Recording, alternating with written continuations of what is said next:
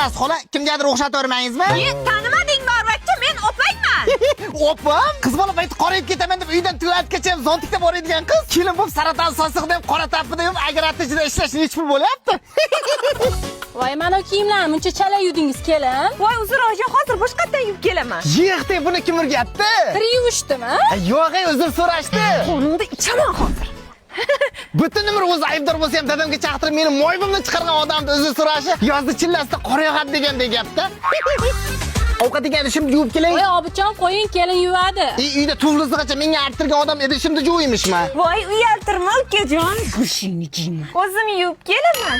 Bekor aytib aytdingiz, xudo xola endi bir chekka o'tkazib qo'llam chimcho'rib mamataloq qilaveradi. Kelin, mana shu yerlarni polni shudgor qilasiz. Aha. Qo'ylarni patini tozalang. Aha. Sigirlarning tuxumini olib, tovuqlarni sog'ib qo'ying. Xo'p bo'ladi oyijon. Ye, onasini hepsini uyda butun oilamizga bas keladigan opam kelin bo'lib toshbaqa uchadi desa, ha, faqat sal pastlab uchadi deydigan bo'lib qolibdi-ku. Bu opalar jonni qaynona osir ekanda. Voy, ukajon, musul qilma, hozirgina tozaladim. Tozalaysan hamda nimaga yaratirgansan bo'lmasa, kerak bo'lsa tuflimni ham tozalab qo'yasan, tushundingmi?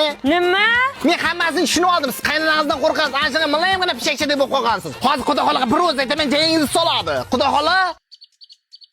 Xudo xola? Xudo xola? Xudo xolang gashtakka ketdi. Uyda faqat ikkalamiz qoldik. O'ldi, opam qo'lidan endi meni Konor Makgregor qutqara olmasa kerak.